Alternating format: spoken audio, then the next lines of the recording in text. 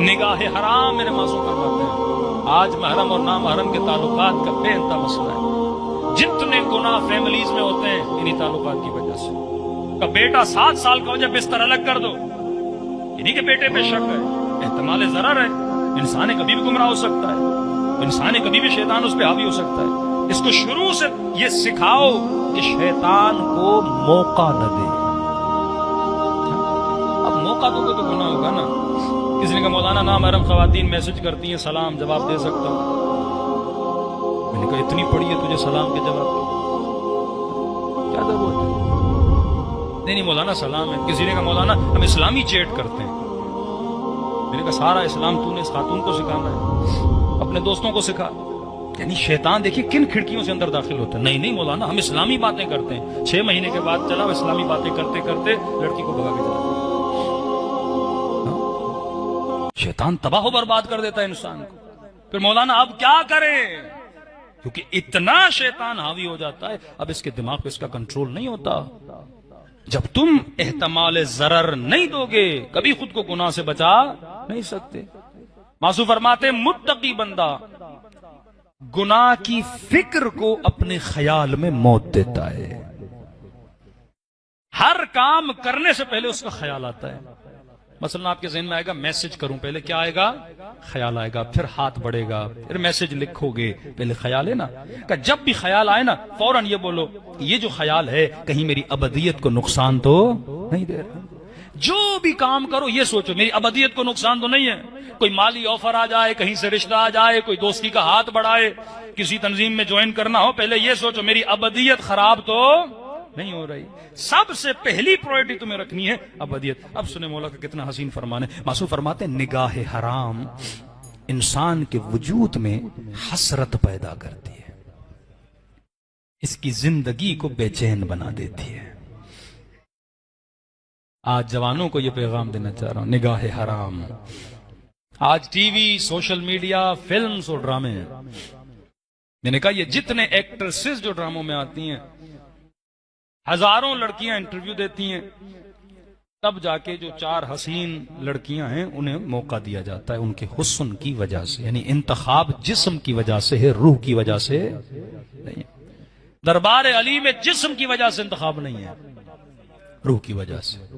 جون رنگ کا کالا تھا پر کئی سفیدوں سے اچھا تھا. جسم کا معیار ہے ہی نہیں, روح کو دیکھا جاتا ہے. اب ہوتا کیا ہے اگر یہ جوان خود کو نگاہ حرام میں مبتلا. اب نگاہ حرام کا فلسفہ کیا ہے؟ مثلا ایک مرتبہ آپ کی کسی پہ نگاہ پڑی, ایک مرتبہ, تو کہتے ہیں ایک مرتبہ میں عیب نہیں ہے, دوبارہ اس کو نہ دیکھا کرو. سائیکولوجیکلی کیا ہوتا ہے جب آپ دوبارہ دیکھتے ہو نا وہ چہرہ آپ کو یاد رہ جاتا ہے, کیونکہ دوبارہ نیت کے ساتھ دیکھتے ہو. پہلی مرتبہ سڈنلی دیکھتے ہو, ایکسیڈنٹلی کسی کے چہرے پہ نگاہ پڑ جاتی ہے کہ اس میں عیب نہیں. اسی طرح میں مجمع کو دیکھ رہا ہوں, اب ضروری نہیں ہر کسی کا چہرہ میرے ذہن میں یاد رہے, لیکن ایک مومن 2 بار 3 بار میرے سے ملنے آئے گا, ہمیشہ اس کا چہرہ میرے ذہن میں یاد رہ جائے گا. تو فلسفہ یہ تھا اگر پہلی مرتبہ کسی نامحرم پہ نگاہ پڑے عیب نہیں, لیکن آمدن دوبارہ اسے دیکھا نہ کرو. اب کہیں مولانا اب کیا ہوا, دیکھ لیا تو کیا ہوگا؟ اب سنو کیا ہوگا. معصوم فرماتے ہیں نگاہ حرام حسرت پیدا کرتی ہے, نگاہ حرام تجھے بے سکون بنا دیتی ہے. اب دنیا کی حسیناؤں کو شیطانوں کو انہوں نے جمع کیا, ٹویٹر پر, انسٹا پر, فیس بک پر. اب بندہ عادی ہے حرام دیکھنے کا, کبھی یہ دیکھا کبھی وہ دیکھا, ہزاروں تصویریں اس کے ذہن میں بیٹھی ہوئی آ گئی ذہن میں. اب یہ جوان شادی کرتا ہے, شادی کے بعد جب پہلی مرتبہ بیوی کو دیکھتا ہے تو فوراً اس کے چہرے کو ہزاروں تصویروں سے کمپیئر کرنا شروع کر دیتا ہے. اب بولے گا تمہاری آنکھیں ایسی ہیں, تمہارا ناک ایسا ہے, تمہارا چہرہ ایسا ہے. یہ اس سے مطمئن نہیں ہوگا, زندگی میں بے سکونی آ جائے گی, رشتے خراب ہو جاتے ہیں, کیونکہ بندہ اب حسن پرست بن چکا ہے نا, 1000 چہرے اس کے سامنے. اب یہ اس نے سوچا ہی نہیں جن چہروں کو تم نے دیکھا ہے وہ کروڑوں میں ایسے چہرے ہیں, وہ چہرہ تجھے ملنے والا تو ہے نہیں. معصوم فرماتے گناہ حسرت پیدا کرتا ہے, اور فرماتے مجھے ترس آتا ہے ایسے گنہگار پر جو حسرت لے کے گھومتا ہے لیکن وہ چیز اس کی کبھی پوری نہیں ہوتی. یعنی وہ چیز تجھے ملنے والی بھی نہیں ہے اور ساتھ میں تو حسرت لے کے کیا کر رہا ہے. اب شادی کے بعد زندگی بے سکون ہو جائے گی.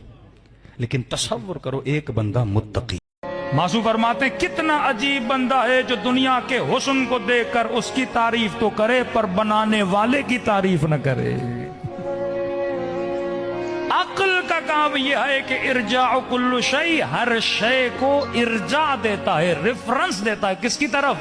अल्लाह की तरफ। हसीन मंजर देखो कहो सुभान अल्लाह, इर्जा किसकी तरफ दो? दरख्त अगर खूबसूरत है, दरख्त का क्या कमाल? हाँ?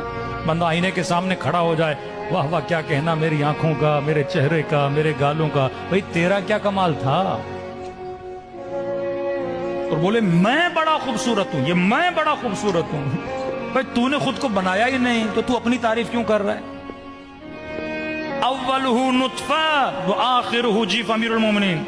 ऐ इंसान कभी सोचो तेरी इब्तदा नजिस नुत्फा, गंदीदा नुत्फा। मासूम फरमाते खुदा दिन में कहता है 5 मरतबा मेरी दरबार में आकर झुक और नमाज पढ़। मौला नमाज का फलसफा क्या है? का नमाज बंदे के तकब्बुर को तोड़ने का नाम है।